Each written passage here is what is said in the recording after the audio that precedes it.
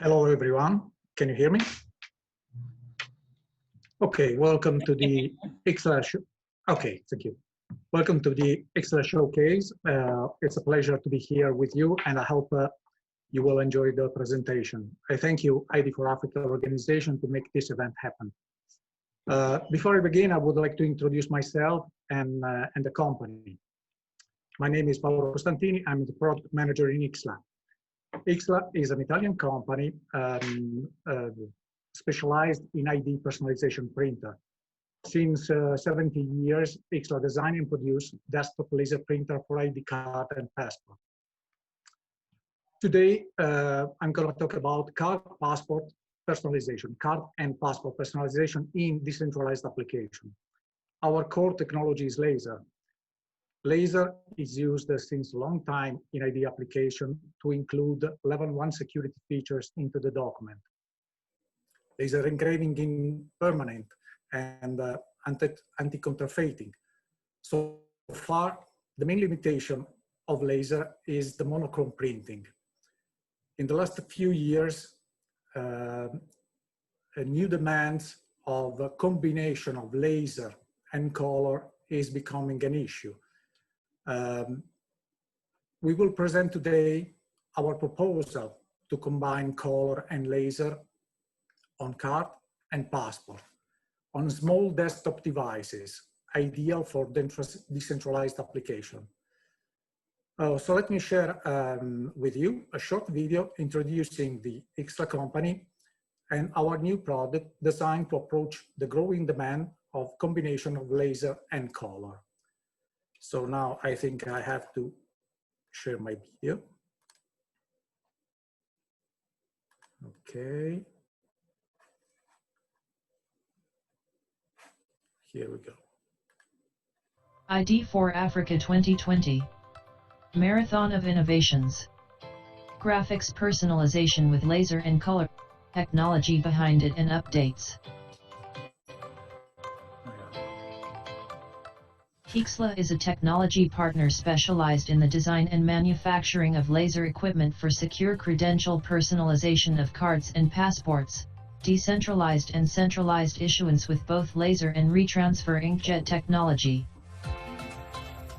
Headquarters is based in northern Italy, in the province of Turin.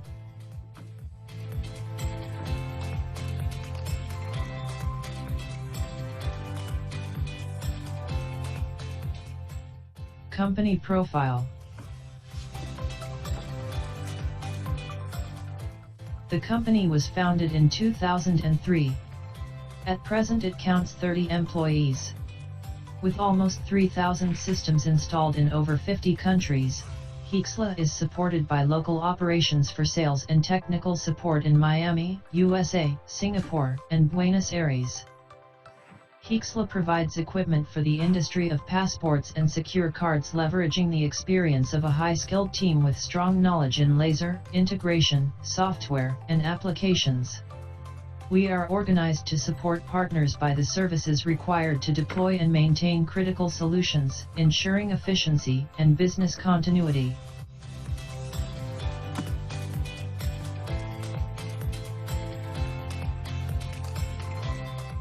Once again, here you can see our headquarters and subsidiaries.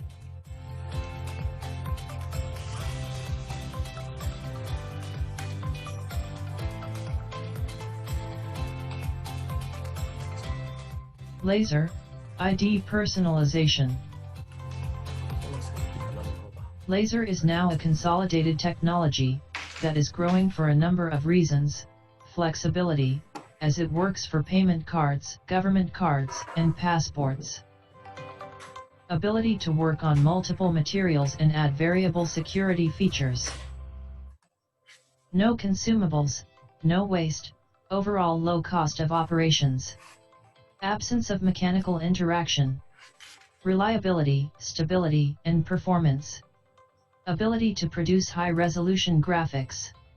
Growing offering of laser products dedicated to cards, from desktop to high-volume factory systems.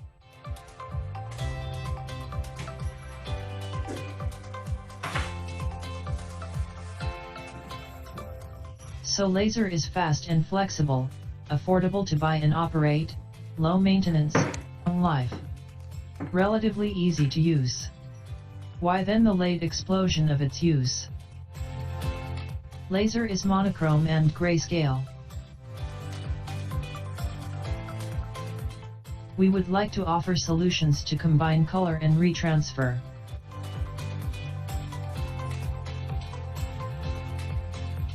Product portfolio. The first system presented that combine color and laser for card personalization is IDC printer.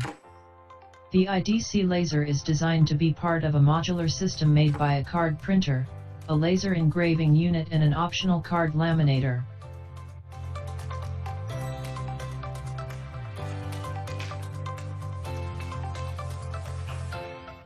The card can be loaded from the standard 100 cards input hopper.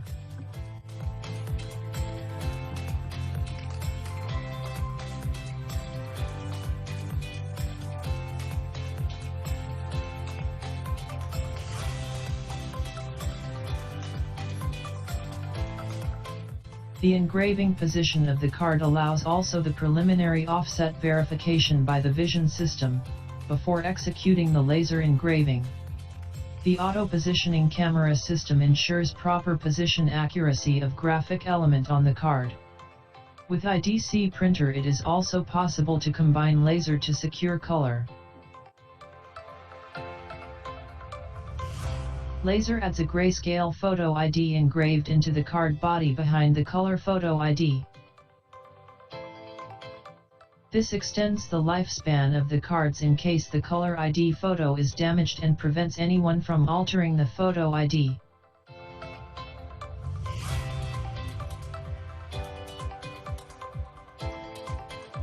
Now that the front side of the card is marked, the laser unit allows to flip the card to engrave the opposite side.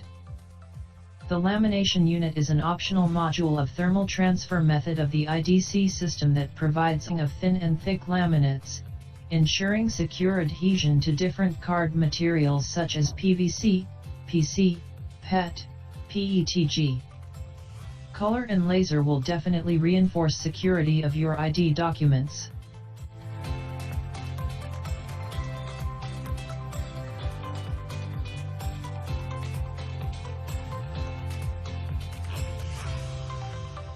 Now we will present the second system that combine color and laser for passport personalization, XJ family printers. XJ is a desktop passport personalization printer that is designed to fulfill the new demand for enhanced security ink passport personalization.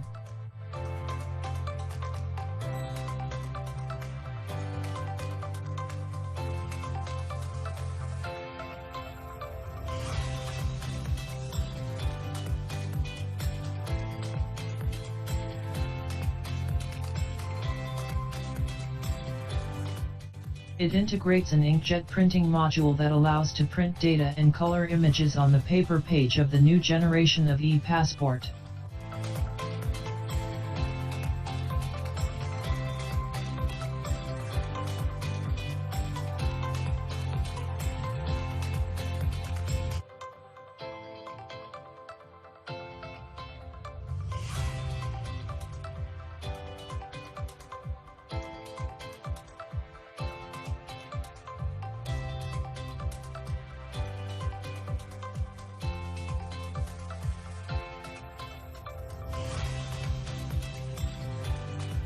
Thank for your attention.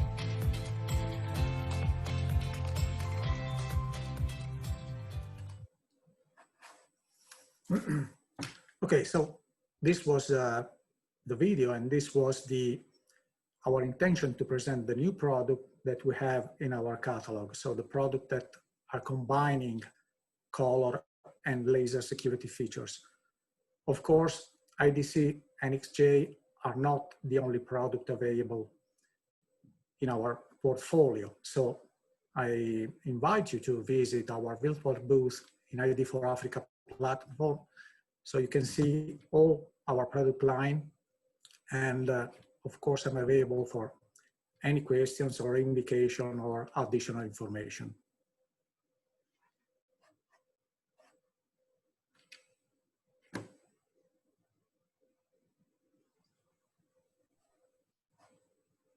Hello. Hi.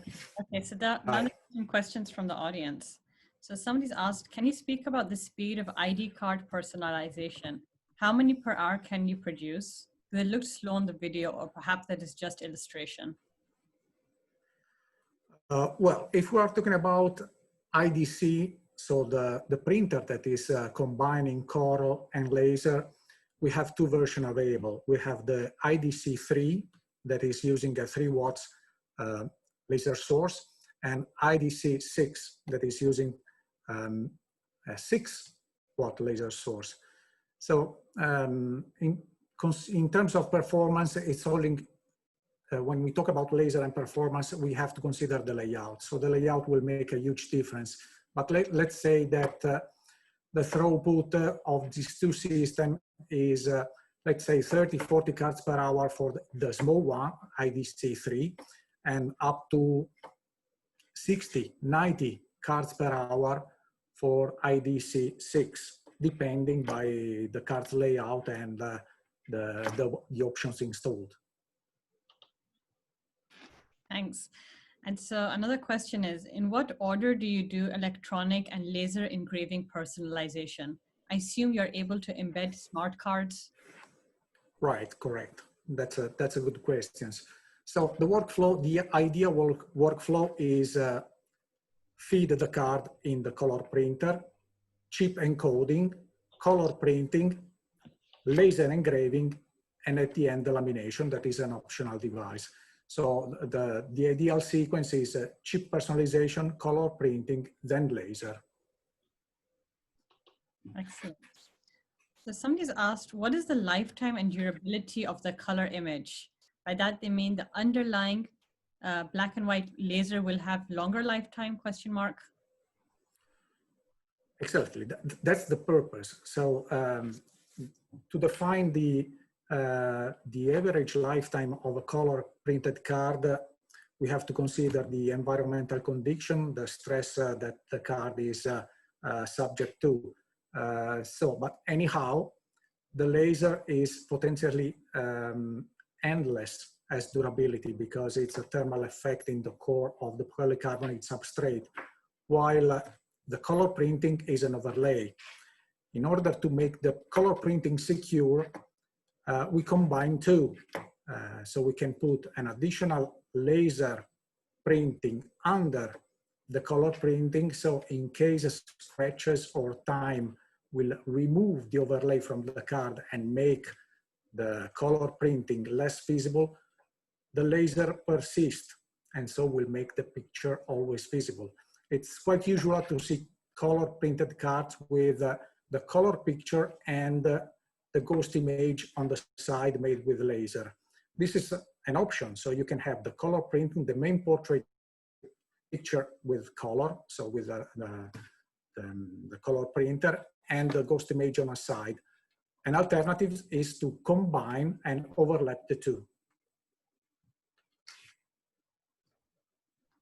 Great.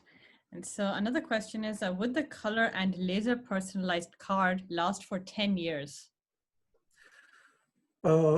Surely, yes. I mean, typical AD card will last for 10 years. And if you are talking about polycarbonate cards, laser is permanent and retransfer will just be applied together with laser. So if we are talking about a card personalization done with both retransfer and laser, the durability of 10 cards can be easily reached.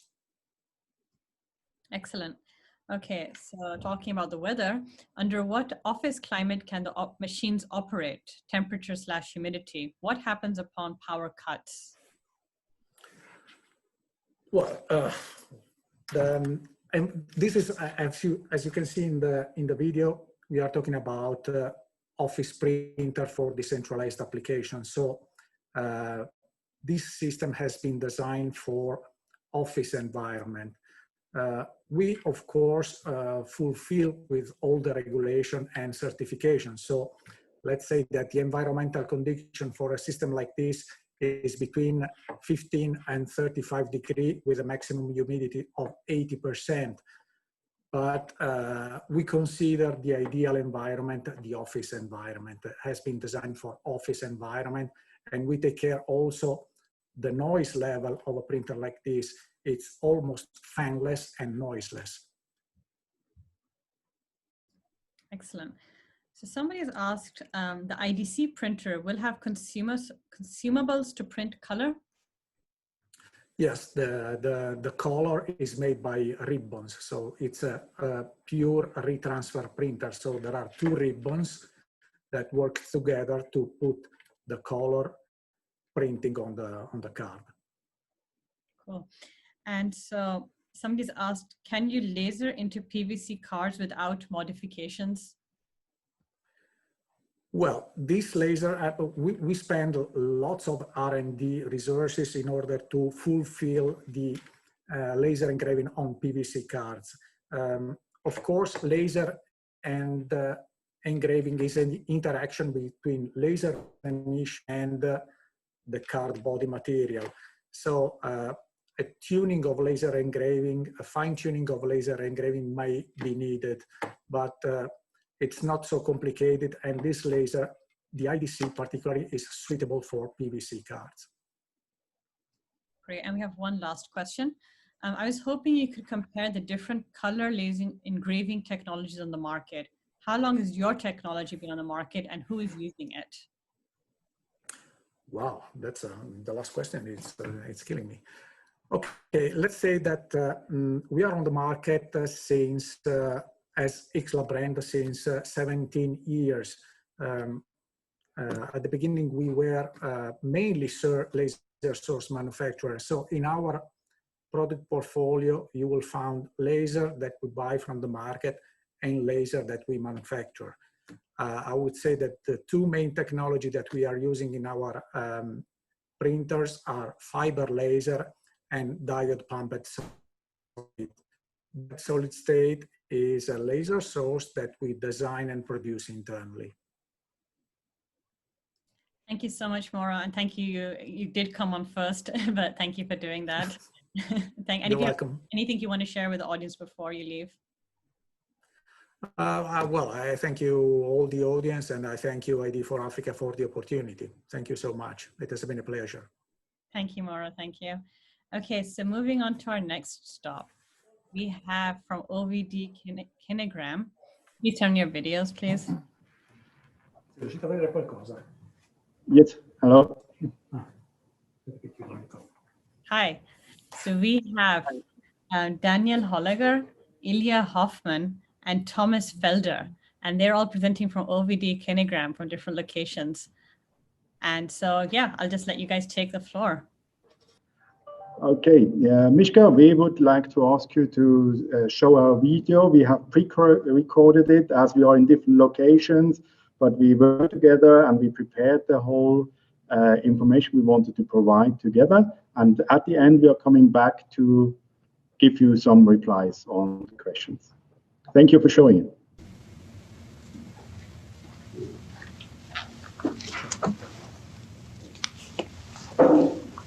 Hello, everybody. My name is Daniel Holliger, and I'm in the company of OVD Kinegram 30 years.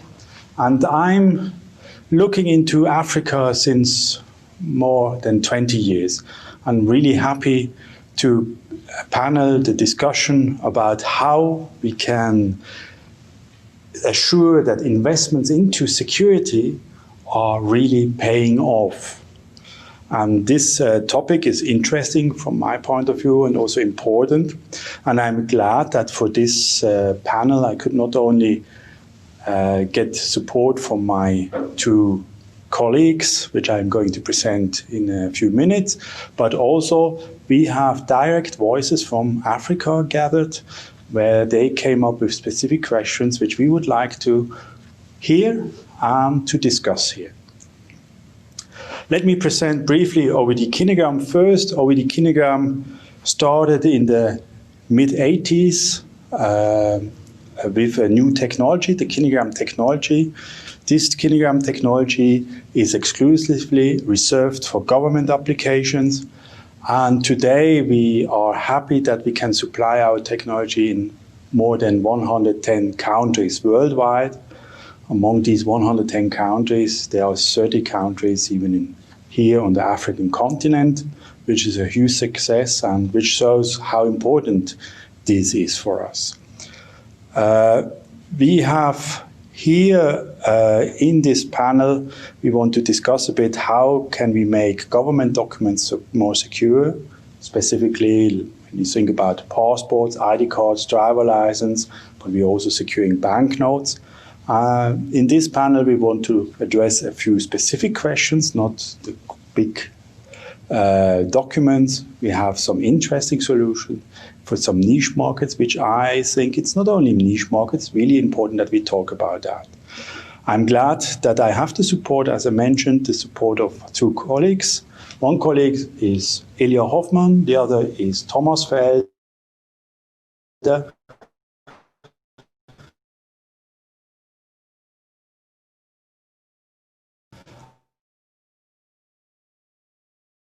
And I ask now himself an introduction into his view of Africa. Thank you.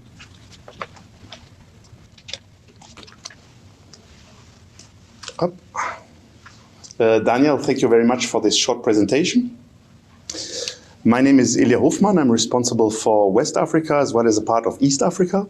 I lived myself for more than 25 years on the continent in several countries, in Nigeria, in Burundi, Burkina Faso, and Mali. For me, it's always important that we find solutions which are adapted to the market, which on one hand increase security, because security in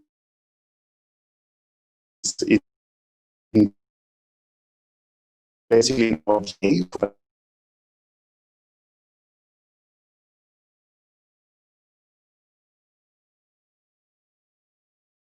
but on the other hand, those solutions must be effective.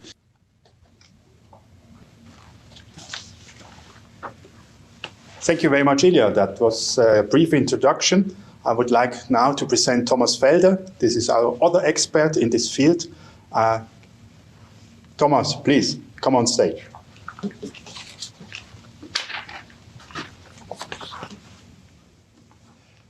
Hello to all to you.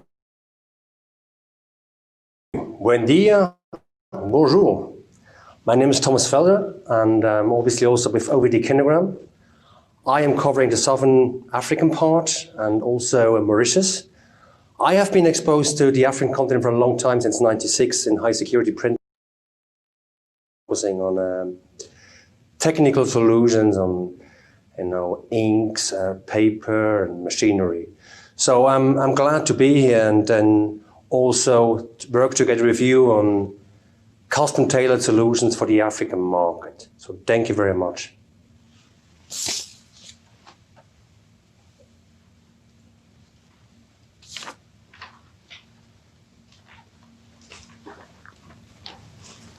Yeah, thank you, Thomas. That was also a brief introduction. As I promised in the beginning, we have gathered some voices from Africa, which brought up some questions which we as OVD Kinegram and this panel would like to answer. These questions are coming directly from them. We will have short 2 videos where you see 2 of the questions which we selected to be discussed on this panel. Please play. Hello, my name is Samuel and I work as an insurance agent. Now, in my part of Africa, we have about 40 to 60% of insurance stickers issued being fake. So my question to OVD Kinegram is, how can they best help us to increase our security on insurance stickers and also increase our revenue? Hi, my name is Peter Ezike, and I'm involved in the business of printing. I had a car accident 2 months ago with a car having fake number plates and fake insurance documents. I had to bear all the costs even though the other party was responsible for the accident. I'd like to know if OVD Kinegram have a solution to secure both number plates and insurance certificates. Yeah, it's great to have these questions. Thanks to modern technology, we are directly connected with everybody here on this planet. That's great. And I think it's a really good question, or two good questions which we got here. And I would like to hand over these questions to Ilya, as he has some beautiful example how that could be solved. Ilya, I would ask you to come here. Thank you.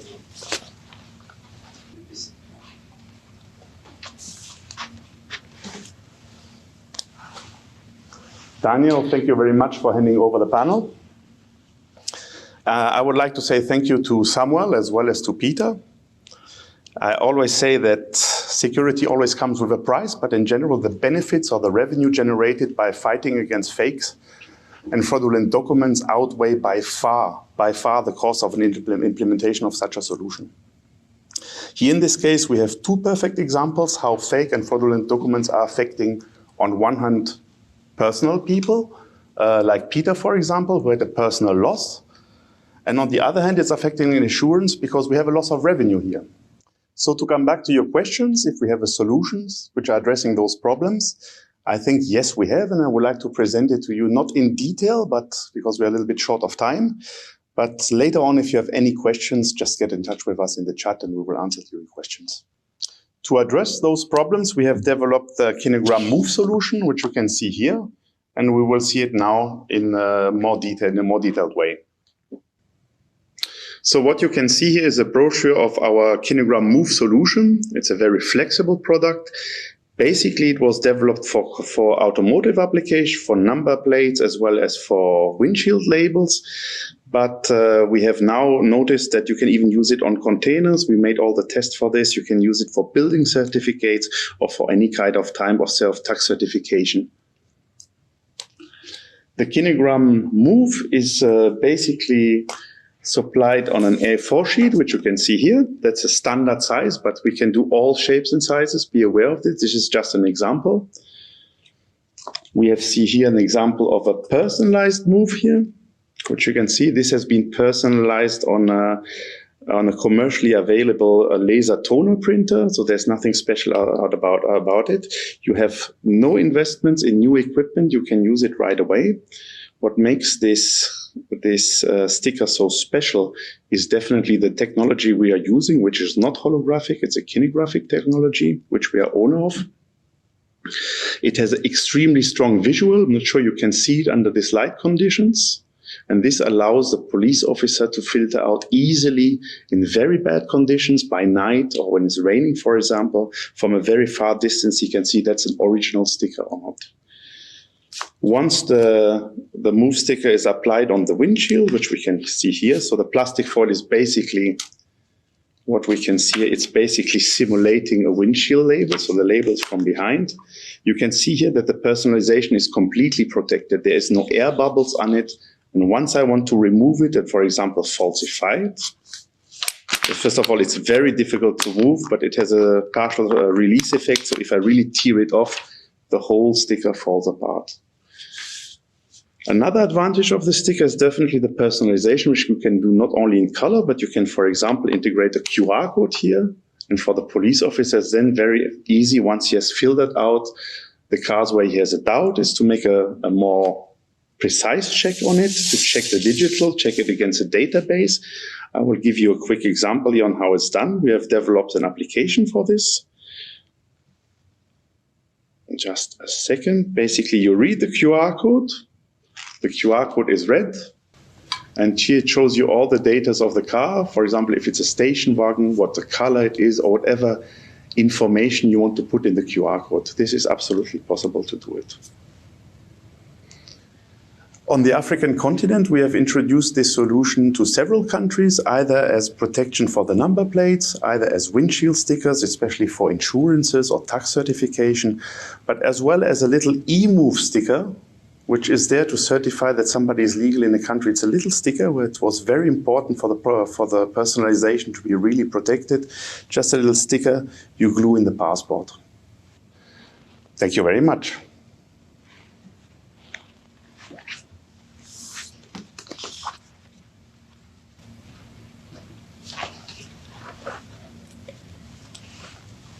Yeah, thank you, Ilya. That was very interesting to learn about move and sticker and label solution, which can address such type of problems.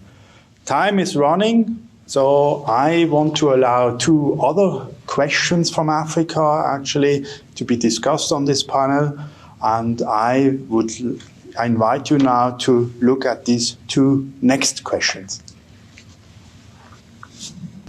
Hello, I'm Aja from Ghana. My question to OVD Kinegram is, what solution do they have to offer Ghanaian government concerning our temporary documents, which is the voter's ID card I have in my hand here, which could be cost effective and also secured? My name is Victor Mapumo. I'm a Zimbabwean. I lost my ID in 6 months ago, and I'm still waiting to get one, but it's difficult to get one. So I was asking to know if your company could assist us or assist myself to get another ID. Your company, I mean OVD Kinegram. If you can assist to get another ID. If you've got solutions which you can make easier for us to get an ID, that would be welcoming. Yeah, I'm really glad also for these 2 questions. Very interesting problem here addressed. And I think the right person for this would be Thomas to answer that. I would now invite Thomas to give us a bit our OVD Kinegram view on how we would attack such a problem. Thomas, please.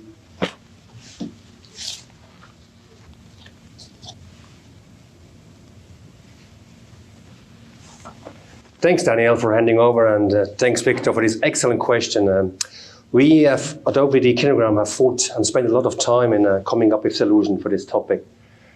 It's always very, very, very tricky, to have a highly secure document combined with flexibility and obviously which is going to be price effective. So the thing is actually which you'd like to address, Victor, is we have a solution which is cost effective and obviously suits the purpose in terms of meeting or filling the gap between a permanent document and obviously also a temporary document. Now, this is actually something which is temporary, however, meeting the highest standards of high security, meaning it has a kinegram, it has a UV print, perfect registration, so it's luminescence or fluos. So it all combines of these techniques which are state of the art. Now, Victor, I also can assure you this can be done locally because we actually will supply a full sheet to you, to the government. This then can be printed or personalized by using a standard desktop printer, meaning it could be inkjet, obviously, which is widely available, or laser. So it's a standard printer which can be used for personalization. Then obviously this will be then on the back, obviously being personalized. Then the next step is going to be you're going to fold the 2 layers together, where previously you have released the top layer, hence now the 2 parts are sticking together perfectly. And now obviously a lot of people will ask, yeah, but what about life and circulation? What about standards in terms of scuff resistancy? I can assure you the final product is meeting all of this. Whether it's exposure to sunlight, UV light, also scuff resistancy, sweat, it all meets the high security standard. Now, we can say it should be as good as 1 year in circulation or more. Now, Victor, this could be a solution meeting your demand. Whenever we have an issue with issuance of permanent documents, government documents, EasyCard, Kinegram EasyCard could be the answer and could fill this gap. I can assure you, all of the designs, depending on government, are custom tailored, unique, and hence are not be able to be counterfeited. The security print works perfectly with the Kinegram, hence counterfeiters have a very tough time, Victor. So whenever you use this, where you have to present an ID, this will be accepted because it's being regarded as a high security document. So Victor, thank you very much again for your question, and I hope I have answered all of it in details.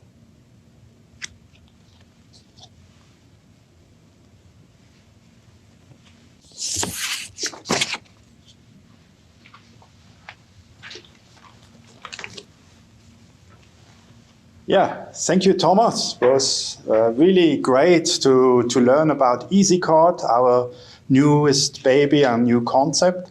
And I really hope it will address these needs which are out there and from which we learned. Also, Ilya's presentation about the label solution was interesting.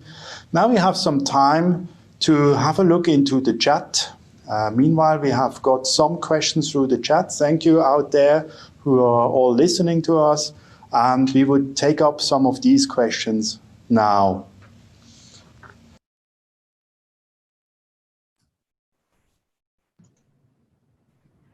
Hi, that was really exciting. Kind of like somebody in the team mentioned, like a TV show. Yeah. Oh, really well done. Thank you for the compliments. Thank you. And so basically, we only have, I think you asked pretty much every question, but we only have time for one question actually. And so the question is, your technology is Kinegram based. So can you please explain the advantages over holograms? Yeah, I think general holograms are known in the public domain. It goes back to the Hungarian physicist Dennis Gabor, who invented that, or who published the first papers in 1947, I think, and he got the Nobel Prize for that in 1973. So a lot of things are in the public domain when it comes to classical holography, and that's the reason why prominent producers of security elements which are using diffractive structures are going a bit a different route than the classical holography and try to offer very specific elements. Kinegram is certainly one of the solutions to it, because we are not using any holographic technology. We are using vector-based graphical computer-generated diffractive elements, and this means we cannot reproduce them with standard holographic means. Holographers you find a lot for decorative purposes. Very nice things can be done there, but that is not security. And we are here, we want to deliver special effects which really can be verified by competent authorities and which cannot be copied so easily. We have experience, because we belong to the bigger Kurz group, we have experience with copying of brands and so on, and we know what happens, and sometimes the copies are quicker than our production. So that is not a good news in classical holography. But here, for these high sophisticated elements like Kinegram, which goes under the umbrella DOVIT, which are typically known as DOVIT as well, they deliver a complete different level of security. Excellent. And so just one final question. What is the substrate material, and why do you call it a temporary card? The substrate material is here paper, which is covered then by protective layers. And we call it temporary card because paper, of course, we know in circulation may not last forever. I think we have good solutions for long-lasting documents. We propose certainly, and we support that argument, to go for polycarbonate, for a 10 years card or something like that. But there are many applications where you cannot justify that. You have, let's say, a bigger exchange of documents. Why would you go for a so high sophisticated document, or you go for one-time use only? So why would you go for polycarbonate in this? But you nevertheless need a secure solution. And here we try to fit the gap between, on one hand, we want to have something very secure, which cannot be forged or falsified or manipulated. And on the other hand, it should not be fantastically expensive because we are going to use it maybe only once or for a relatively short period of time. But the solution as such, we have good experience in one application where the user is, or the owner of this solution is using it for keeping it in circulation for 3 years. And he is happy with the solution. So it's not that temporary, really. So it's quite a good solution and a very secure solution that we tested with. But if someone is interested, really, he can approach me, he can approach Ilya or Thomas, and we will give him certainly the right answers. Excellent. And so before we close, could you tell us, you seem to be in a very interesting showroom. Where are you presenting from? This is actually our part of our visitor area, and here in the back we had this panel. Maybe some who saw us in some of the conference, we had this on real shows in before COVID, when it was possible, and we had this, and we have built it here, and we bring regular visitors here. Then we can present them some of the information, and we have a nice visitor area here to inform themselves. There's also an invitation if people are really interested, and soon it will hopefully be possible to visit again. Then come to us, and we will show you. We will open the doors, and we will explain what we're really doing. Excellent. Thank you so much. Thank you so much for joining us. That was a wonderful presentation. Thank you. Thank you very much. It was a pleasure, and I wish good continuation of this session, and I'm looking forward to hear about the others as well, of course. Thank you. Thank you. Okay, so our next stop is with Atos, and Mr. Karim Abalous will be presenting from there. So Mr. Karim, can you please join us on stage? Okay, so he is not here. Okay, so I guess we'll move on to the next. We'll move on to the next speaker. So the next is Lahnpaper, and we have 3 presenters from Lahnpaper. Let's just elevate you on stage.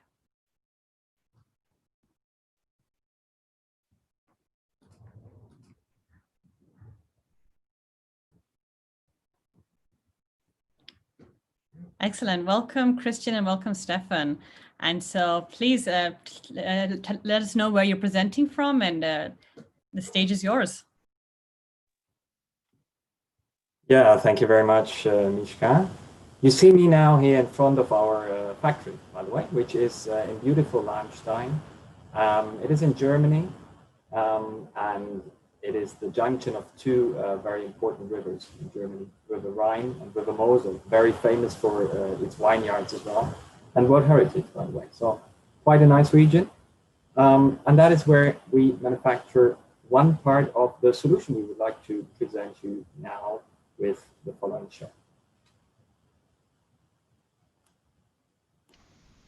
Welcome to the World Innovations panel of Lahnpaper and Sequoia. We joined forces to bring to you completely new possibilities to support the successful implementation of the UN Strategic Development Goals 16.9. My name is Stefan Hofstetter, and I am the founder and managing partner of Sequoia. We are a consultancy based on a broad field of subject matter experts supporting governments in implementing and companies to successfully provide meaningful solutions. I am joined by Guy. Thank you, Stéphane. Je m'appelle Guy Junior Meyerson et je suis le représentant commercial pour l'Afrique centrale de la société Sequoia. Nous sommes une société de conseil basée sur un large éventail d'experts en la matière qui aident les gouvernements et les entreprises à mettre en œuvre et à fournir avec succès des solutions significatives et innovantes. Over to you, Christian. My name is Christian Drissler, and I'm the head of the business unit security at Lahnpaper. But let's get closer to our factory. Lahnpaper has already been founded in 1911. Today, we are a leading manufacturer of synthetic fiber papers and nonwovens. These products are mainly used as wall cover for industrial application or for the print sector. but our passion is to manufacture outstanding security substrates, such as NeoBond. NeoBond is unique because it combines the security features known from papers with outstanding durability known from plastic. Let me show this to you in some more details. The most important security feature is the watermark, which you can see here. It is unique of its kind and cannot be counterfeited. The reason lies in these shadows that appear randomly, are not reproducible, neither it can be printed. We also offer a variety of second-level security features only visible under UV or infrared light, for example, like these UV fibers and planchets. When it comes to printing and converting, there is no need for compromise. The substrate can be printed like a paper, in offset, or with security printing like intaglio or with a microtext. It can be personalized using toner laser printer or also a water-based inkjet desktop printer. You can crease, fold, cut or punch the substrate. Everything can be done. Even the application of a seal or a hologram is approved on this substrate. And now imagine you could combine this high degree of security with the durability and the robustness from cards in just one substrate. NeoBond is H and water resistant, it is tear and wear strong. To say it in one word, it is extremely robust. Convince yourself watching the next video.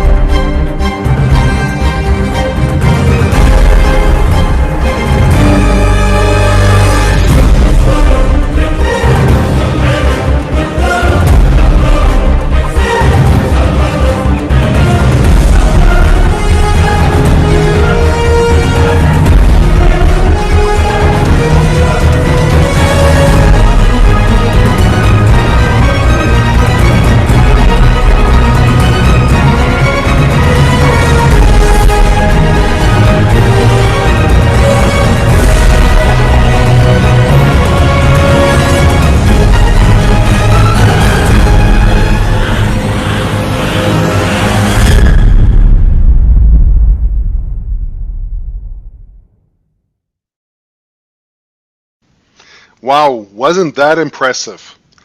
This piece of German quality engineering has been used for many decades in global credential schemes. How can it serve the objectives of today and tomorrow? We've been talking to many people on the ground to understand the needs and boundaries. 4 of them are virtually with us and sharing their inspiring thoughts. Alenka Prumsek is a civil registry legal expert and making the start, where she underlines the importance of issuing legal identity credentials to all. Every person has a right to shine, said Stephen Hawking, one of the renowned physicists. And how to shine if you don't exist? There are still about 40% of children born in sub-Saharan Africa who are not registered at birth.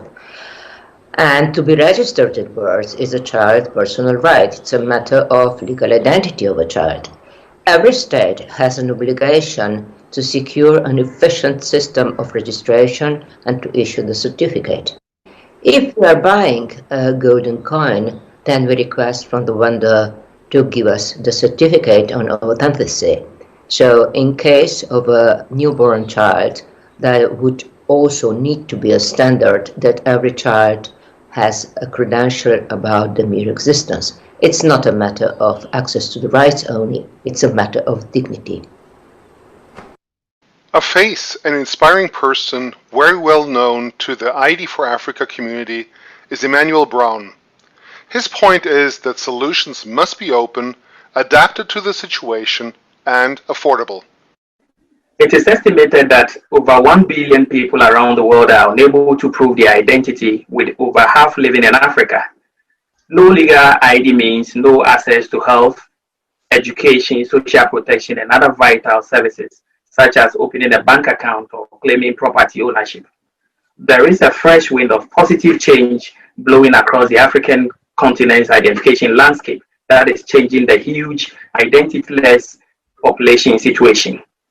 The key challenges militating against a fresh wind of change are: one, the huge funds needed for the procurement of the identification solutions from vendors; two, accessibility of the identification services by the population, in many cases due to imposition of fees and charges; three, the provision of one-size-fits-all solutions from technology vendors, mostly resulting in vendor lock-ins. Africa's progress towards the attainment of SDG 16.9 are tied to finding immediate and better solutions to the challenges mentioned. Birth certificates concern the most vulnerable. So we are very happy to have Kristen Vance, who had dedicated much of her life to UNICEF. She talks about what true innovation is. Innovation for identity is not determined by the latest technology, but rather the ability to bridge the gap between what is and what could be. See, the value of innovation lies in its application to existing identity systems, taking into account the current country context, the infrastructure, political environment, human and economic capital, as well as the hard-to-reach and marginalized populations, and finding new ways to enhance the system's efficiency so that more people and more places can legally exist than ever before. Now that's what I call innovation. Finally, the locally operating persons are important to success. Daniel Prieto, owner of Secno in Mexico, speaks on the durability of the product and secure, reliable supply chains. For us, a security solution provider, it is key to offer to our governmental customers a reliable and safe product. We are required to keep a strictly controlled supply chain, from the manufacturer of supplies down to the delivery to the individual citizens. Special emphasis is on integrated, easy to verify, and reliable security technologies and substrates. Many of our customers require very high robustness and long service life. That concludes the inspiration from these four experts. Based on these cornerstones, we've developed with partners a comprehensive toolbox, starting from the capturing of personal data and biometrics, running diligence checks, personalization in the field in color, and integrated security features. The document is then validated and further secured in the issuance process, reducing the risk of fraud. Finally, the validation of the documents in the field is assured by naked eye and enhanced by smartphone technology, or the same device as used for capturing. Importantly, all consumables delivered into the field are already secured and trackable during the whole supply chain. We have taken great care that the solution is flexible, decentral, low power consuming, forgiving in case of power failure, operational even during network failures, and at an extremely positive ratio of durability, security, and cost. Yes, Stefan, thank you. The advantages of the Croc Solution Toolbox is evident. All kind of forms like birth certificates, car registration documents, diplomas, or refugee documents. All this can easily and securely be produced decentral out there in the field. By frequent demand, we have made these advantages for card-sized documents too. And we did it without adding complexity or production steps. No folding, no gluing needed. By using a Neobond security substrate in a higher weight, cards can be done in a secure, universal, practical, economic, and very robust way. This will be explained in the following video.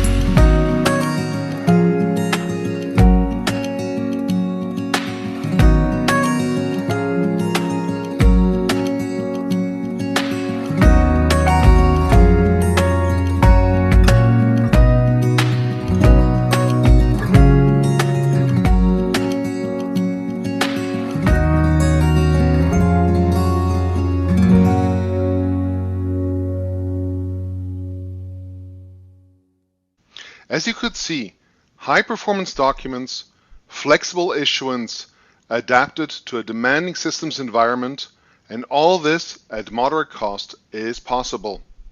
And the UN Strategic Development Goals are just a bit closer. And now new, also in card format. We are looking forward to talking to you, governments and intergovernmental agencies, and working with you on the suitable implementation. We are also more than welcoming local system integrators seeking to enhance their service scope. We are a team of small, agile, professional companies looking forward to working with you. To learn more and follow up with us later on, please note down the red link.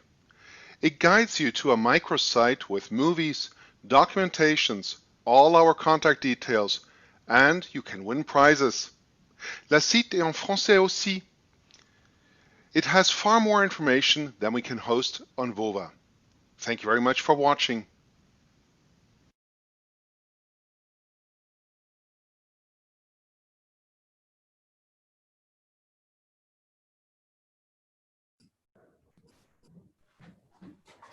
Thank you for that wonderful presentation. And so before we continue, I'd just love to know where you're speaking from in the world. Well, as I said, I'm in Germany. And the mill itself, the little village Lahnstein, is close to Koblenz. And that's, again, not far away from Cologne.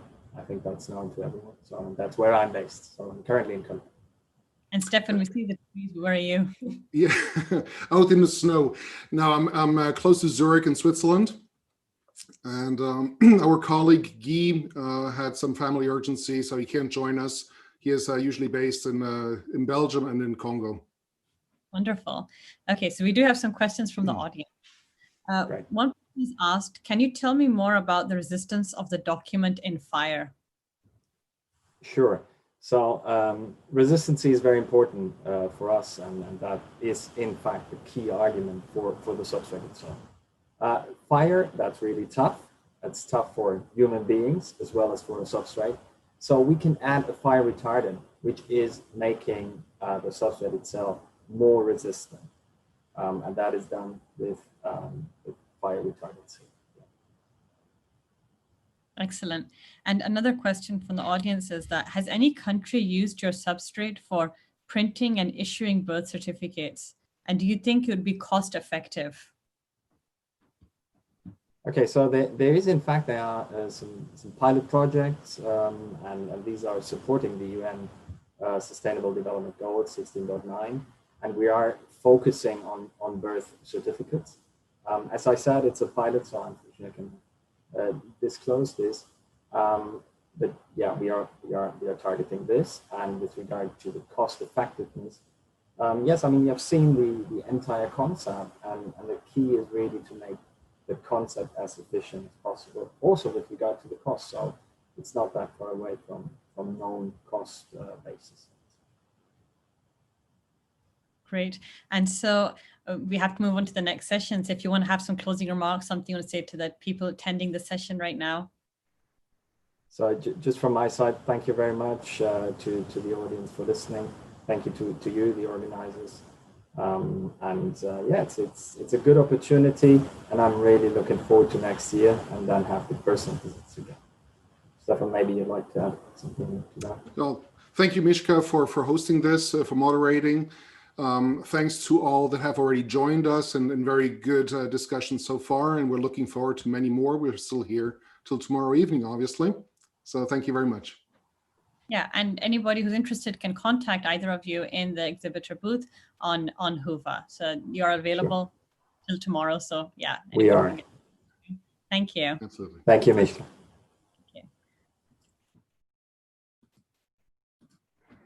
All right. So our next stop is with Mastercard. We have Mr. Raman. Let me just elevate you. Hello, welcome, Mr. Raman. Can you please unmute? Hi, thanks for having me. Thank you for coming. And so where are you speaking from? Boston, Massachusetts. Wonderful. So yeah, the floor is yours. I think we have a video, right? It was recorded Yeah, I'll start sharing that. Yeah.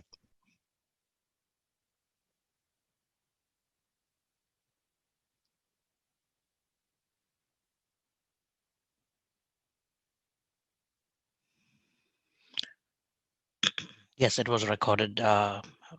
Somebody else was presenting but couldn't make it today. But I'm here to support for any questions.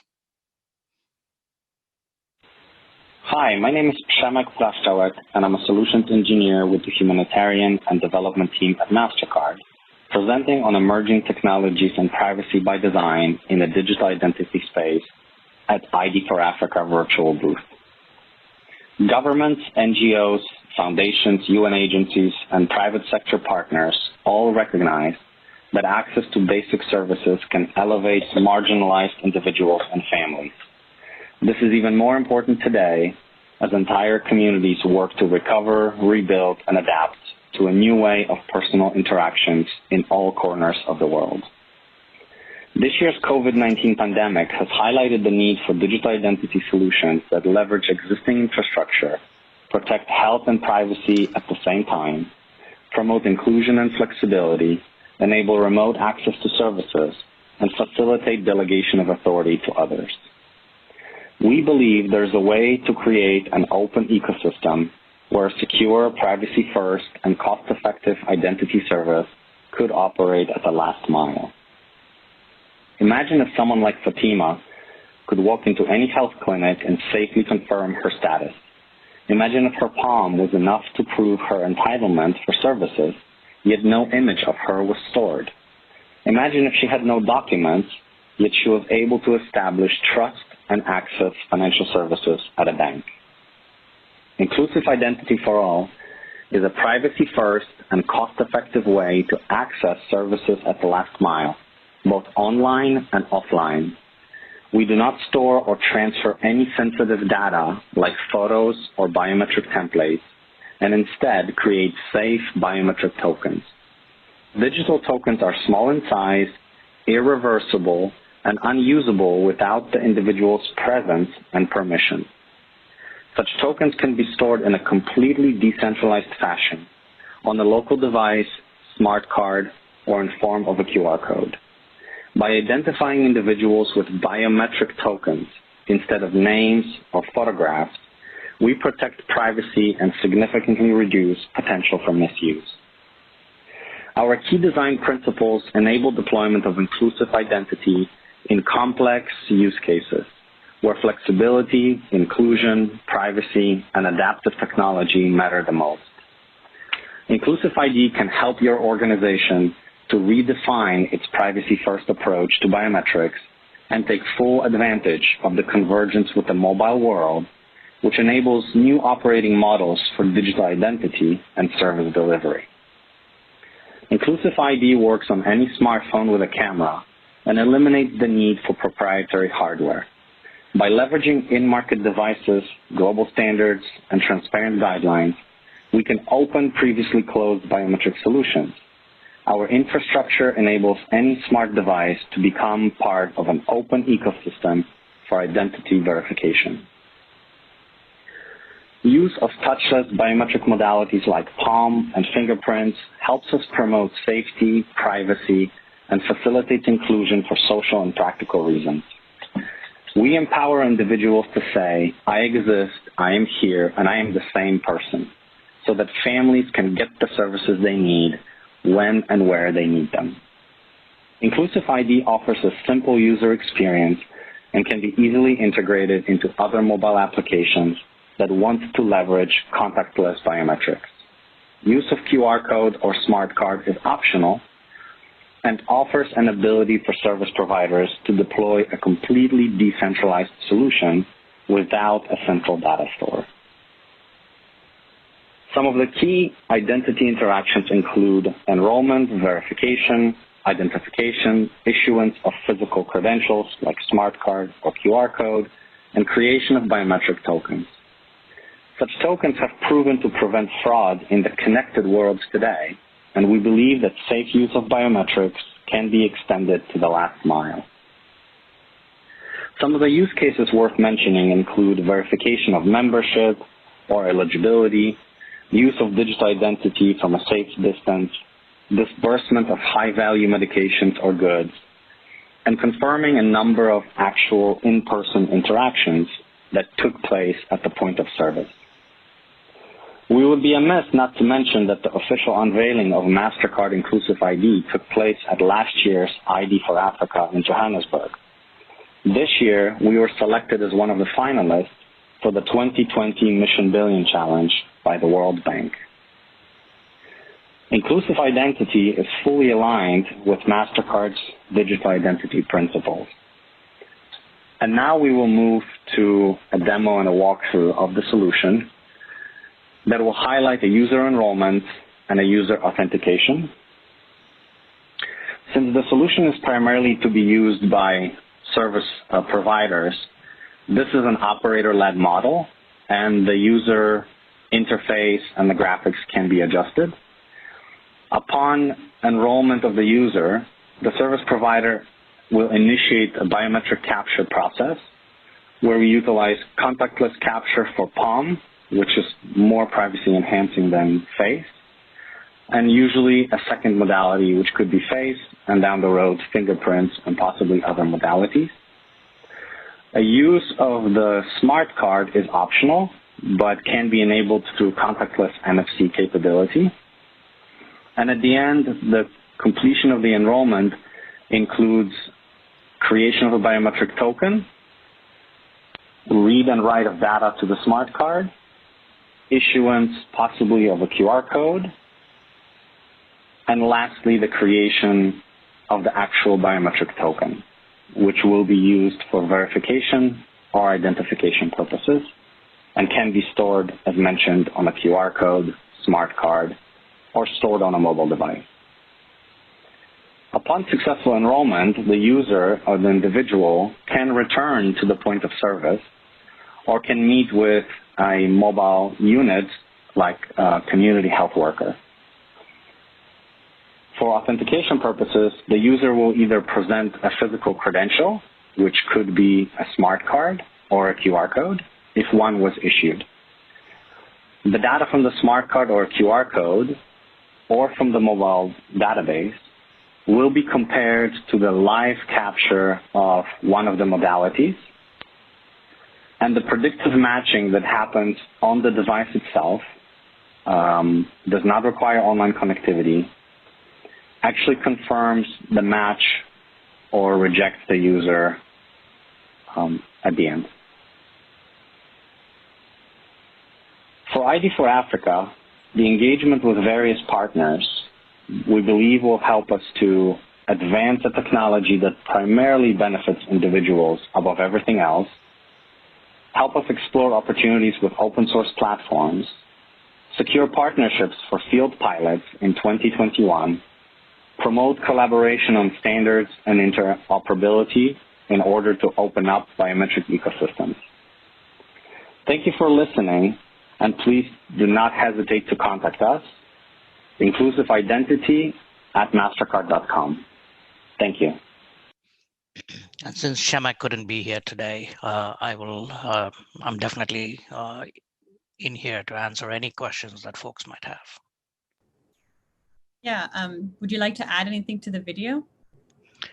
No, I think it pretty much, the fundamental thing is that inclusive identity is not meant to be an issuance model, more of an acceptance model. Our goal is to create a ubiquitous acceptance that doesn't exist today in the marketplace. Our goal is any device in the marketplace can become an acceptance device. Our goal is to transact in tokens and not biometric templates. Excellent. Okay, so we do have some questions from the audience. So somebody has asked, do you have digital identity enabled payments platform? That's a broader Mastercard question, and the answer would be yes. I believe they are working on that in various sectors of the commercial aspects of Mastercard. What we are doing with inclusive identity is purely in the humanitarian and development space, and maybe when this model matures 5 years down the road, this will become a part of that program. But yes, today there are a mobile device, selfie device, consumer-owned device-based biometric solutions. There is also other research going on in purely biometric-based wallets, etc. So. Okay, and do you see that being something that will be in demand in the years ahead? Is that going to be an in-demand product? I believe so. I believe that the evolution of wallets will continue, and eventually, unlocking the potential of the human themselves is a very strong drive. We believe that as the mobile platform matures, you're going to see the advancements in biometrics too that go along with it, and not just pure data-driven triangulation of identities. Okay, great. And so another question is that where is the biometric data stored, and how would trusted actors access their biometric data for verification? So typically it is stored either on a smart card or on a QR code, the token itself, the biometric token. So there is no biometric data per se. It is tokenized in with one-way encryption, standard compression, significantly lossy compression, like a hashing algorithm. And it is stored with the user. And if there is a requirement for central deduplication of, say, uniqueness in an ecosystem, then it can be stored both locally on the devices that service that particular segment or that particular region, or it can also be stored centrally in the cloud. We support both. And it works both online and offline. That's wonderful. And so can you speak a bit about your business model? Like, how do you deploy and participate financially? Today, it's purely through large donor programs, etc., in the market. So we are piloting for the first time in 2021. The platform is ready as of October 2020. The first pilots you will start seeing roll out in early January or mid-January at some point. And most of these are through, NGOs, UN agencies, large donor programs, etc. These are primarily focused on individuals that do not have a harder time proving their identity. Their paper-based identity, etc., cannot be digitally consumed very easily in these markets. So how do we prove that you are the same person that shows up for the service every time? And so we solve for continuity, we solve for quality. Those are the key things. Okay, right. And so, so another question is, how do you connect with official government ID programs? So we do not disturb or intervene in the legacy systems. So we sit over and above that. So current legacy systems use templates. Exchange of templates, whether encrypted or not, poses significant risk. Today, extending services beyond e-government is a challenge, especially when you want to commercialize the ability to use government-issued IDs in a biometric fashion. Do we leave our fingerprints everywhere? Is it exploitable, etc.? So there are significant security and privacy challenges. Tokenization helps you do that. So governments can continue to store the biometrics the way they do today, but if they want to enable them for service delivery beyond the government, say for commercial purposes, then tokenization is a good mechanism where they can tokenize their database, and they can also put acceptance software in the marketplace to do acceptance of those tokens and exchange tokens rather than exchange templates or images.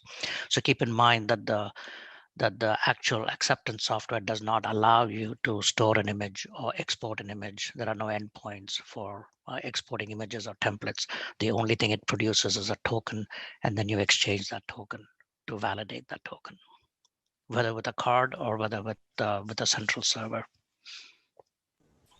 Okay, and so we have one last question. Where are you deployed in Africa, or are you in a process of piloting in Africa? We are in the process of piloting in the Middle East and Africa.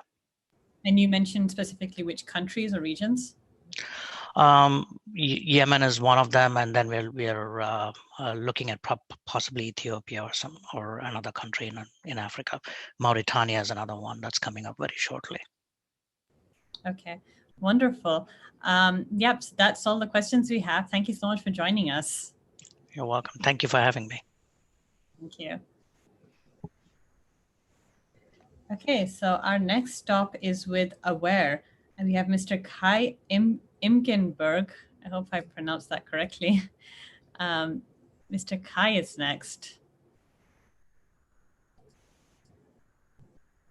Hello, good morning. Welcome. Okay, so I believe I have about 15 minutes. I will do the practical side and be brave now to show you a live demo. Yesterday, I spoke about digital onboarding and the framework that we have. The product is called KnowMe DocAuth.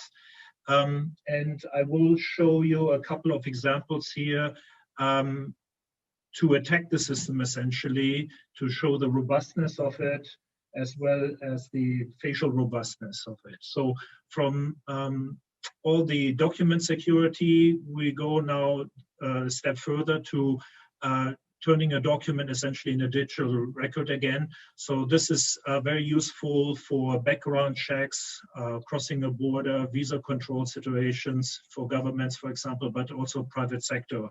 So digitalizing records again for private sector business. Financial transactions is one of them.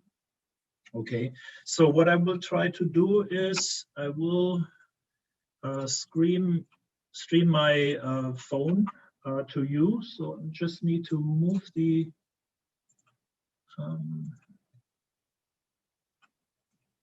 screen here and bring up the mobile demo here. Okay, so can you see my phone right now? No, we do not. Okay, so let me do this here.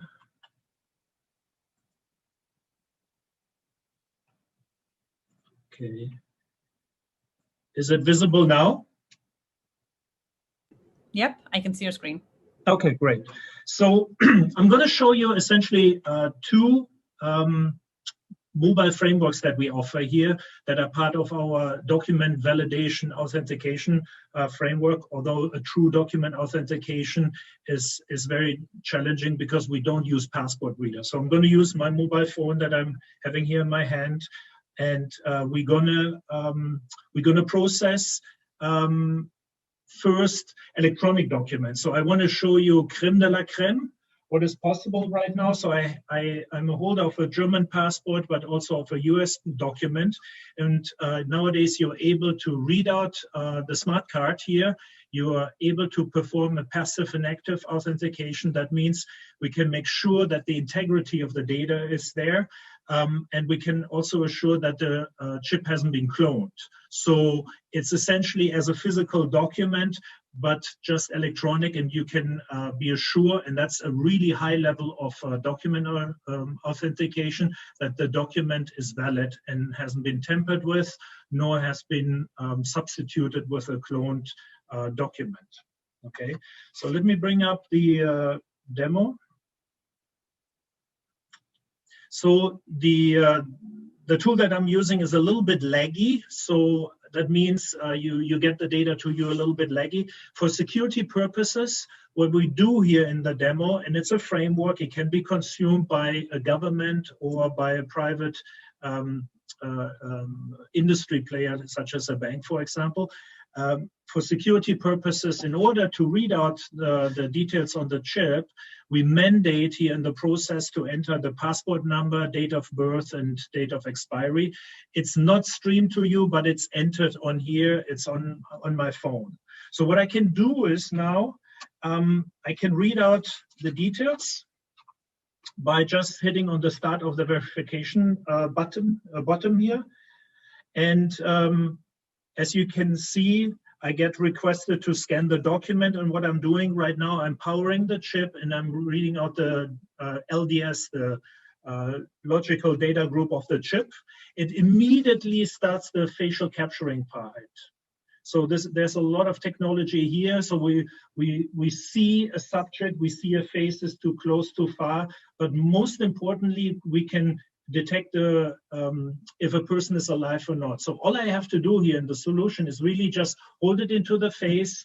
We see a minimum of quality present. We send the data to the backend side, and a lot of things are happening. We are reading out the chip.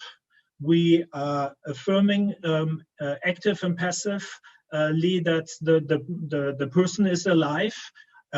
But you see there's no friction. It's essentially just looking into a mirror, taking a selfie from yourself, and we are assuring here, and you see that with the various certificates and the hashings that the integrity of the data is there. This is a true document issued by the German government, and all is fine.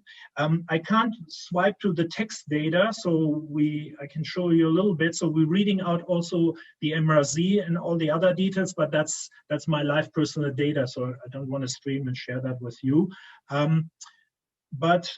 This is, as you can see, a very convenient, very high secure document validation authentication, essentially, with facial liveness detection.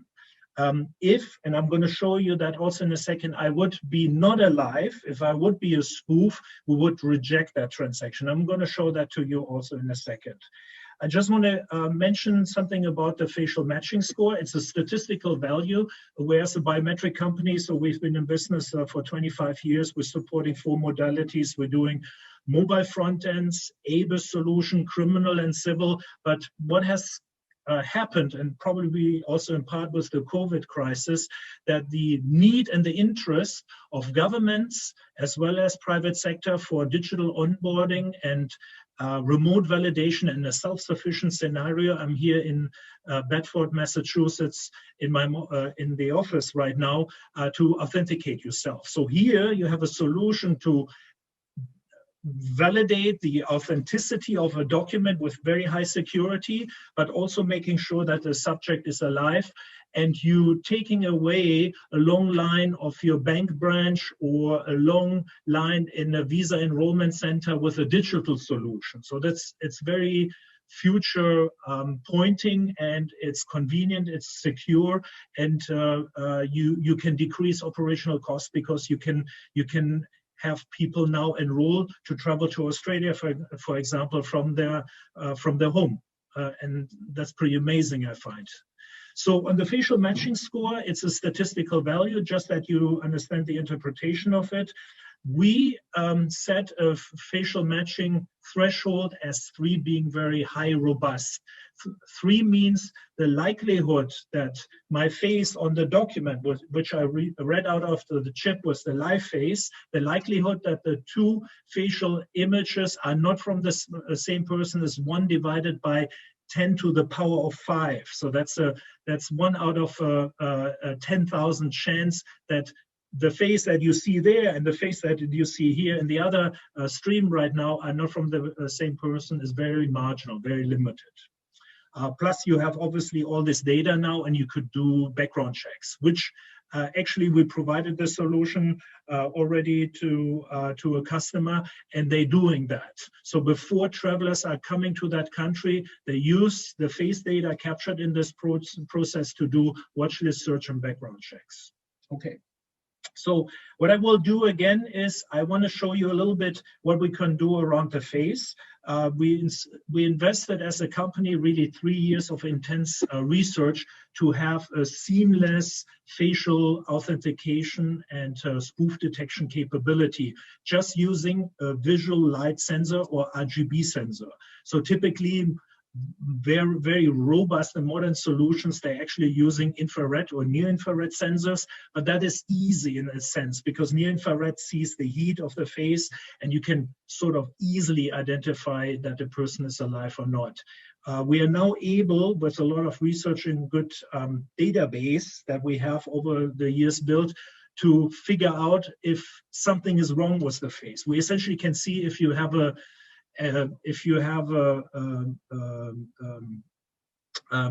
glasses on, that you have a blemish in the face, and that you have something artificial in the face. You can detect that nowadays, and so we can use these capabilities to detect now various very sophisticated spoofs. So let me start the process again so I can attack the solution. Something that I personally also learned over the last 2-3 years in building the solution with the company here is you truly understand a solution only if you ethically hack it. So we're trying to hack our own solution all the time. And that's very normal. People that are coming from the document side, they understand that too. They have their own document security lab, and people will invent something new and then they will attack what they just invented. So we're doing the same thing, but that makes the solution very robust. Okay, so let's do this again. So I'm holding up the document. I show you something that I just discovered yesterday, which I thought is quite funny and interesting. I can even read out this document, which you shouldn't be able to read from the outside. So I opened up the document before. Normally this should be secured, so probably the German passport, even though this is a color polycarbonate card, is also not the most secure. You can read it from the outside. So see, I can power it, just holding it on the outside right now. And now the facial capture part starts. And what I want to show you now is a couple of spoof scenarios or COVID scenarios. So for example, this scenario. And again, I don't have to perform anything. I don't have to smile, blink, nothing. All I have to do is just look into the camera, bring it into a focus. And as long as I detect the face, and maybe it's a little bit high. Okay, there we go. It saw now the face. I had to pull it a little bit down. But we will reject that image because something is wrong. This mask is concealing part of your face. And obviously, it's also resistant against other attacks. So I'm going to show you a couple of those. So one is a very simple printout. So let's try that too.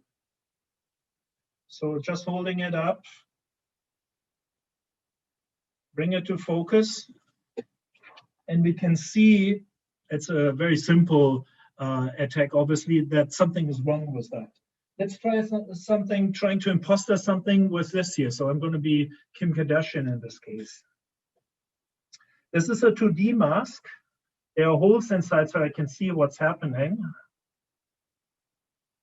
And also in this case, you know, there's a high quality 2D printed mask. We can say something is wrong. And again, we're not using active liveness detection in this case. It's all passive. Also, if somebody finds the company that produces these, so I found these masks 2 years ago in London. So I ordered one for myself here. So this is my face. And so I'm truly impostering myself, but again, same scenario. We can also detect this kind of attack. It's also robust against video displays. Even if you make a video, smile, blink, we can detect these things. I show you pretty much the highest quality of spoof, or one of the highest we found. We found a company after years of research in Asia. They produce these 3D masks. So you see if the face finder here, and then the mask is visible. The basic mask costs $600, so it's quite expensive attack. But if I want to buy a mask with my face, I need to send a video and images in there. It costs $4,000. So it's a very sophisticated attack. And this is even, I find out, the best mask that they produce. But we are also robust against this.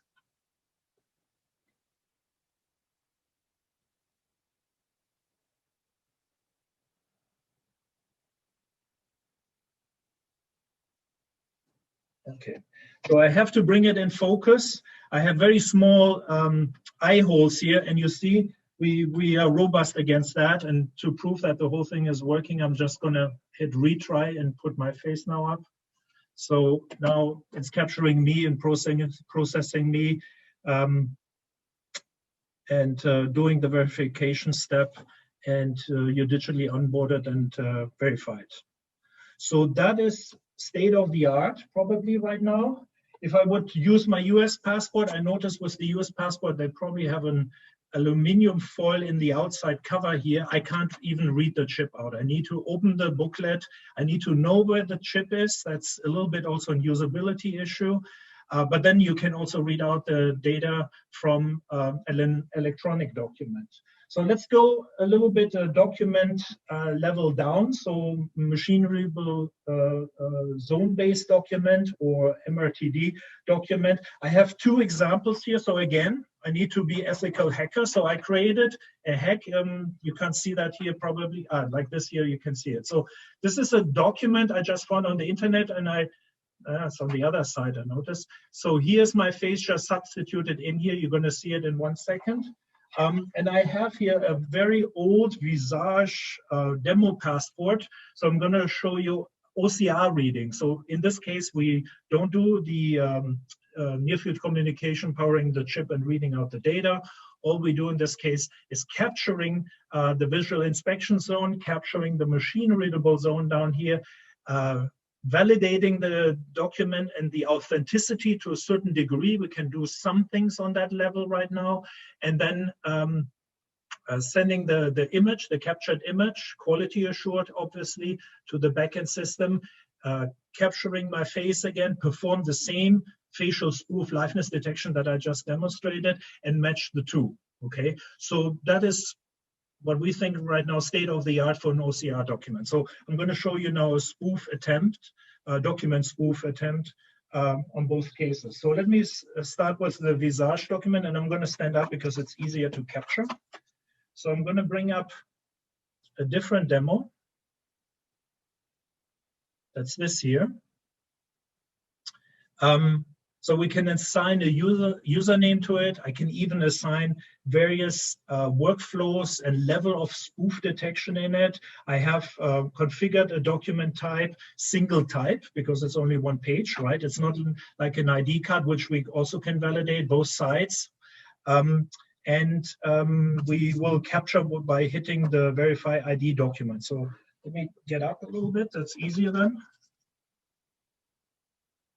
So you should be able to see the document.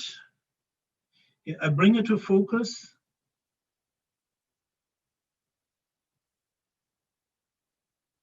Okay, so the capture was very quickly.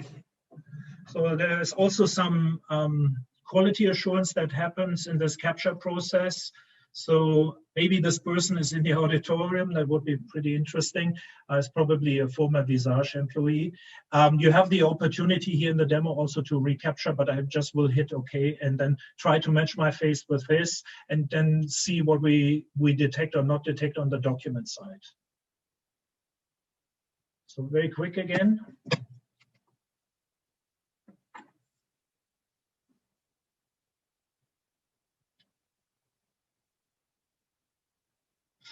It takes a couple of seconds to send all that data to the backend side.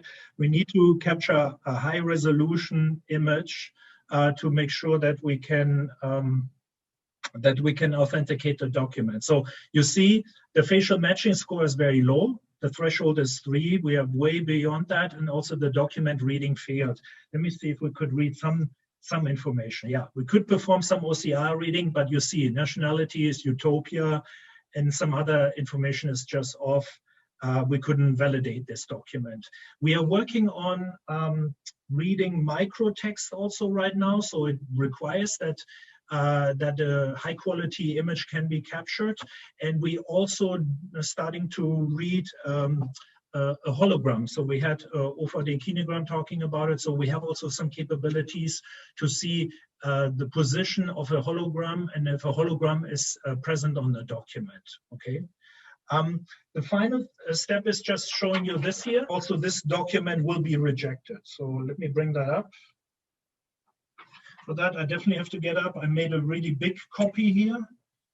So let me get the cable out of the way. Okay, I need to hold the cable. Anyways, so okay, so here's the document capture. Yeah, this looks like of decent quality. So the challenge of reading an OCR document is the overall illumination. So if you have strong light, especially on the US passport with the security foil on it, you can have reflections just in the areas that you need to be able to read. So the whole document capture side and the discrimination side to see if the quality is sufficient or not is very important, because you want to reject it. But at the same time, from the user experience, it can be very frustrating, because you're sitting there and you're saying to yourself in the capturing process, hey, I can see all the data. No, you can't. There's still some reflection, something, the data quality is not sufficient. In this case, you see it's, oh no, this is, okay, yeah. It looked like as if the mouse is also in the way, no, but it can't be. Anyway, so it should be all okay. At least reading the document, we do the facial authentication side again and the capturing side very fast. As you can see, we're sending everything back to the backend server. It's a client-server solution. I should also mention that right now. Because all this intelligence is very large, we can offer part of the solution only as a client-server solution. A lot of other things you can do also front ends, such as facial liveness, spoof detection only on the front end, only on a mobile device. I know that's of importance to Africa also, is there. Important messages there, you can see we can match accurately the face. That's good, right? But this whole document reading didn't work. I think, yeah, exactly. So we saw that this document is falsified, something is off here, we didn't like it, we just rejected the document and the reading. It's a complete framework. That means these are APIs, SDKs. A government, a local partner can that consume to build any kind of solution. We have provided that to banks mostly and to governments for digital onboarding. In both cases, to governments, typically for border control, visa control, and issuance and background checking scenarios. That's where we see right now the demand. And it's an increasing demand, in part also because of COVID. I'm quite sure in 6 months, when hopefully the COVID times are coming to an end and the travel will pick up, I think a lot more governments see these opportunities also now to use this digital onboarding to be more efficient and to provide essentially services at home. And that's pretty much for the live demo. Morpheus Law was a good playing partner for me today. If you have any questions, I'd be happy to answer them now or later on in the booth. I will be there.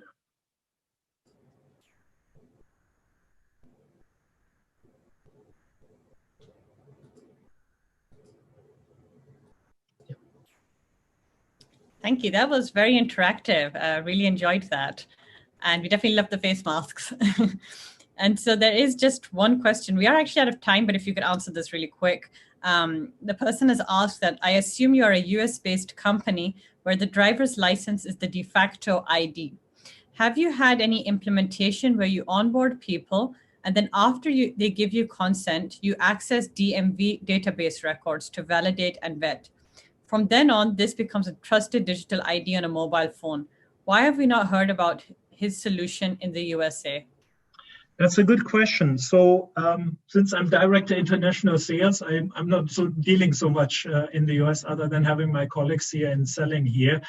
Currently, as far as I know, we do not work on any project or partner for this kind of digitalization with US driver licenses. The solution will process that. We will capture front and back, do the validation between OCR and MRZ, and doing then all the additional background checks, being involved in this whole process and providing you more details around this question right now, it's out of my scope. All right, thank you. Thank you for trying. So thank you so much for joining us. That was wonderful. No problem, thank you. Okay, so now we're moving on to our final stop with Trust Stamp. And Miss Emma will be joining us. Oh, welcome, Emma. Hi, how are you doing? I'll share my screen.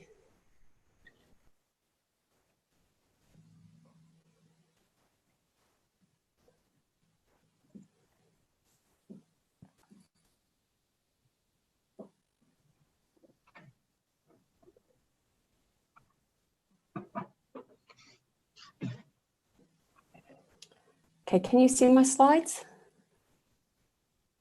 Yeah, we can see your slides. Okay, perfect. It's not in full screen mode though. Isn't it? Okay. Let me just switch.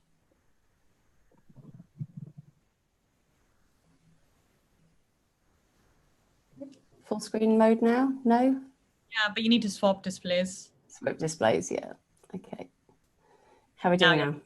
Oh, okay, perfect, cool.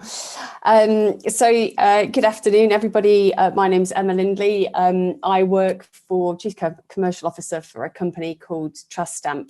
And I'm going to talk to you today about what we do within the digital identity space. It's actually a really good follow-on from the last two speakers, so that's great.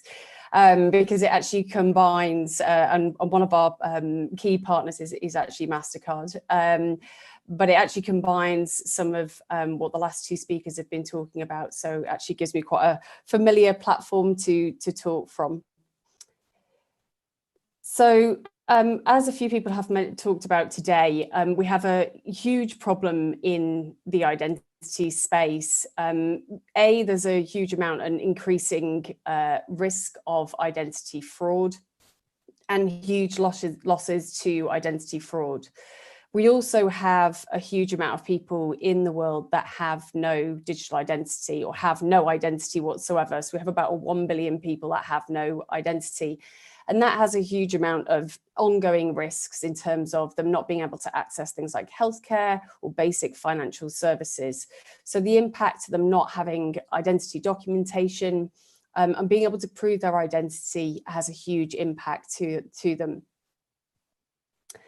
Now, what we know is that we've seen a huge increase in the prevalence of biometrics, certainly since, I mean, we think about biometrics as being a relatively new thing, but actually the first instances of biometric identification were back in the 1800s in Paris.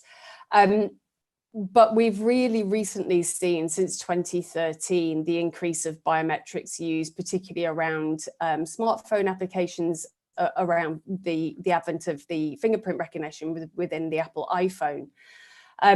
Now, biometrics are being used in the space of identity in both emerging markets and also more first world markets like the UK, where I'm based. But they actually come with a risk because when we think about the amount of data that has been breached and lost and stolen, particularly around usernames and passwords, we're thinking about, you know, biometrics being the new way in which we can access services. But actually, if our biometrics are breached, there is no going back. So that creates potentially quite a big risk. And when we look at markets where there is no identity documentation, where they don't have, you know, Stephen was talking about it earlier, whether there's no foundational identity documentation, biometrics are being one of the first ways in which organizations, NGOs and governments are thinking about providing identity to individuals, but there is a risk around biometric breaches. And that's really where we as an organization come in. So I'm just going to run a little video. The video actually doesn't have any sound.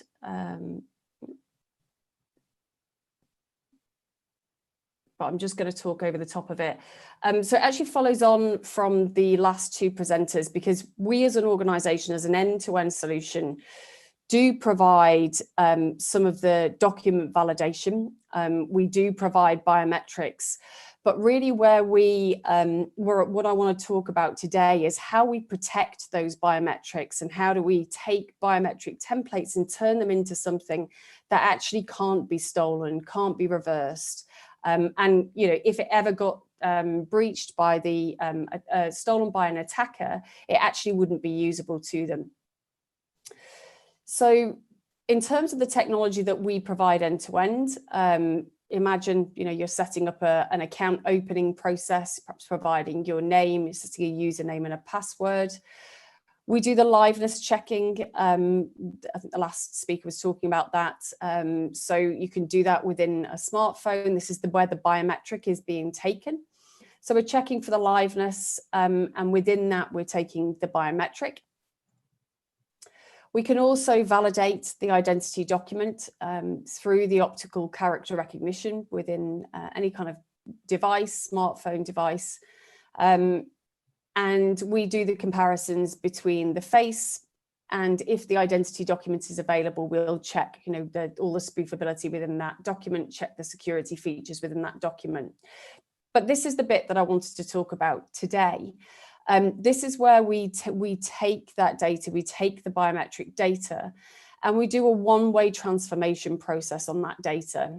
We turn it into something that we call the IT squared, the irreversibly transformed identity token.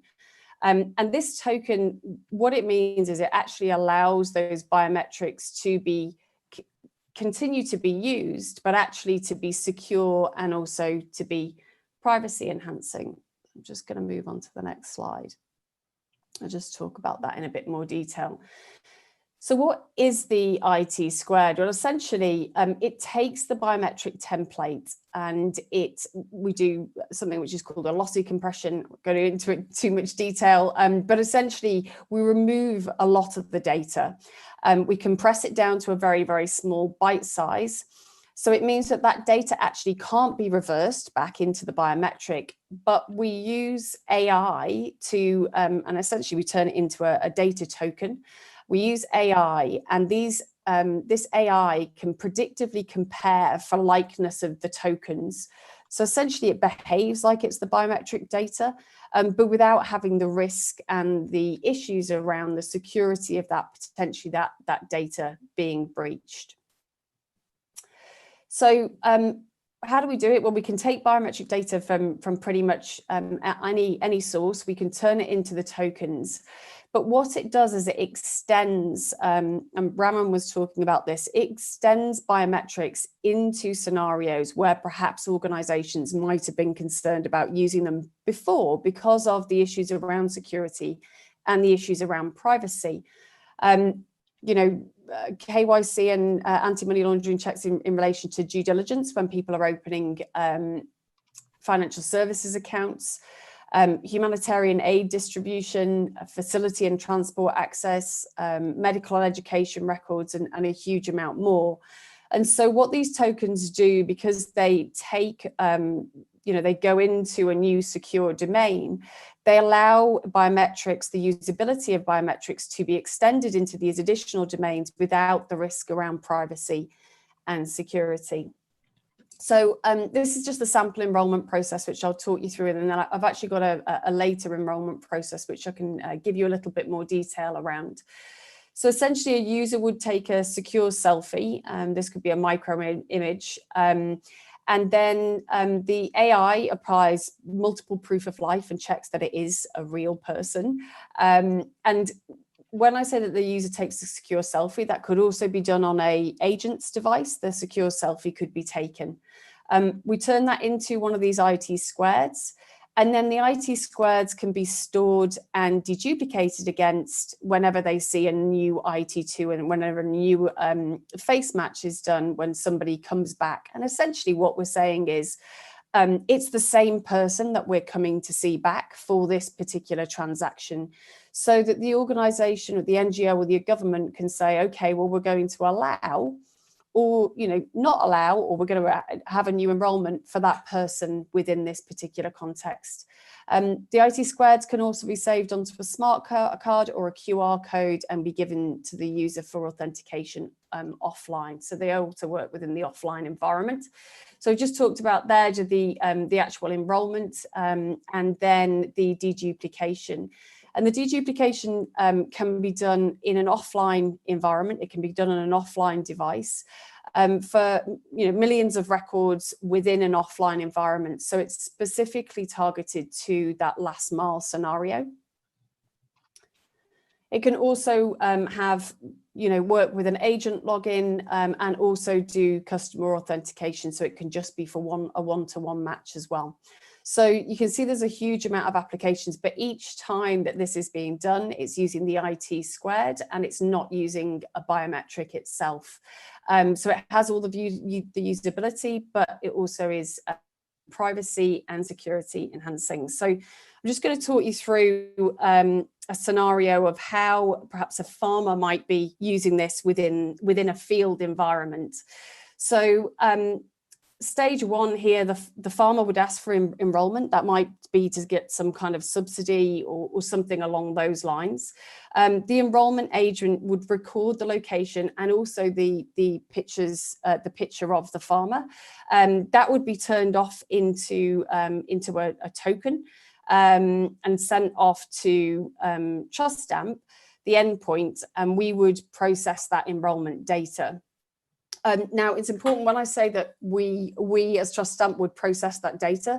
TrustStamp ourselves we don't actually hold any data at all. This is our technology sitting inside of any organization's environment. So we ourselves are not actually holding any of this data. It's just our technology that is giving the ability for organizations to do this tokenization. What happens then is what we want to know is, have we seen that farmer before? Have they enrolled before? So we might be checking that against previous records. Perhaps the farmer hasn't enrolled before, and so then the enrollment agent would receive an enrollment response to say they haven't enrolled before, and the farmer might be given a QR code to be able to use that offline. Within stage 5 here, we can see that the third party synchronize a database of subsidy eligibility for a shop device or offline use, so that the farmer can then start to extend that biometric enrollment out to a specific use case. The farmer would go along with their QR code and go and see an agro dealer. The app locally would perform a one-to-one verification and the validation of the QR code and also the face. And this is all, again, within this tokenization, safe and privacy enhancing domain where we're not actually now using biometrics at all. It would come back to say that the farmer is eligible for the fertilizer subsidy, and then it would all synchronize all offline activity back to potentially a centralized database, or it could be a decentralized database. And that store enrollment data would be kept in perhaps the organization's CRM, something along those lines. Now, this is just an example of an architecture. As I point out, TrustStamp don't actually hold any of the data. This all sits within an organization's environment, but any kind of data can sit in a distributed environment. It doesn't need to be centrally stored. So the data itself, the IT squared has a very, very small footprint. So the data size can go very, very small. So you can actually have a lot of these IT squareds stored on a device. It's very easy to use. And as I said, it's secure and privacy protecting. So essentially our technology empowers organizations with identity technology to protect personal data, increase efficiency, improve inclusion, particularly for those people that don't have identity documentation, but doing that in a way that's actually protecting their privacy. It increases the data accuracy because we're looking at deduplication, and it also has the potential to reduce fraud. So we've got a booth. If anyone will be interested in finding out any more, you can also go to our website, which is TrustStamp, www.truststamp.ai, and I'm also open to asking for any questions.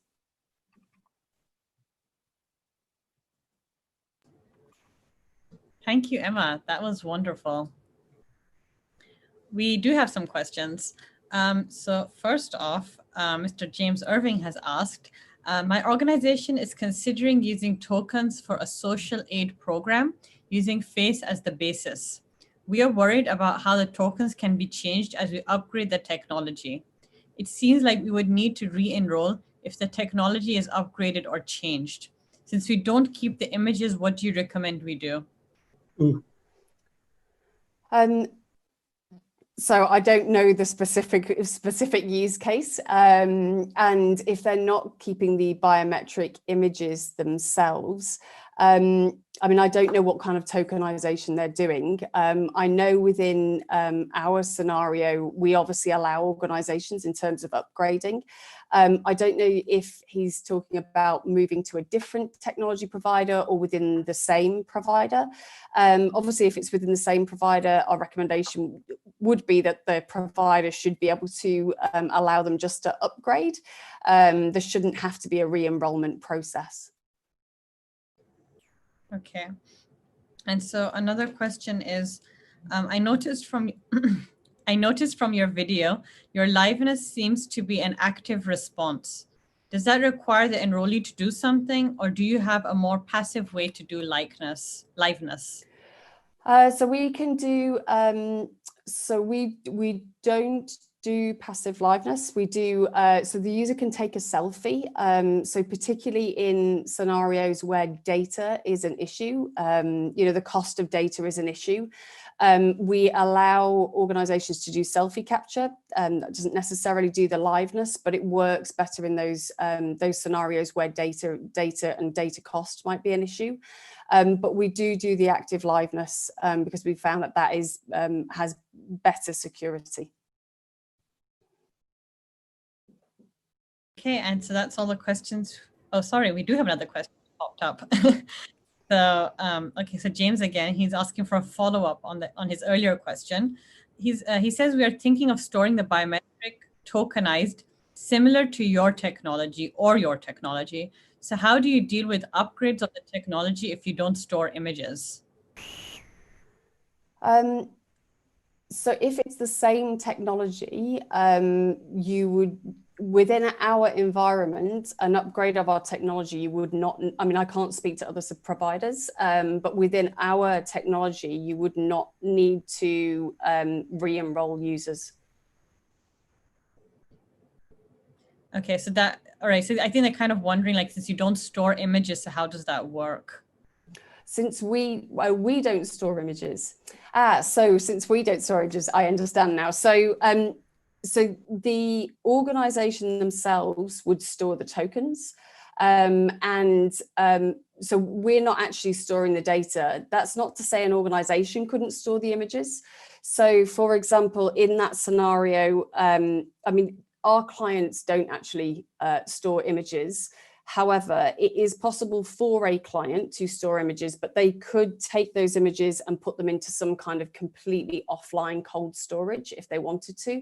So what you're doing is you're taking, if you wanted to retain the images, you could do, but we're not storing them. That would be the organization themselves storing them.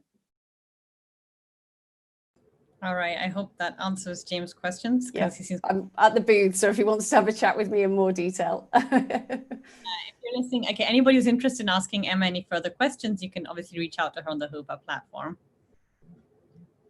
And so I think that's all we have for today. And thank you so much, Emma, if you want to have any closing remarks before. Okay, so Emma's left. Sorry, if you want to have some closing remarks before you left. No, I just wanted to say thank you very much. I think this has been brilliant. I think it's pretty amazing the way you've managed to get all the technology to work so smoothly. So yeah, thank you very much for organizing it. Thank you. And you can visit Emma at TrustStamp. TrustStamp has an exhibitor booth in the Hoover app. So you can talk to Emma or anybody else on her team. And so that brings us to a close. We were supposed to have Mr. Kareem from Atos, but he has had some connectivity issues. So unfortunately, he will not be joining us.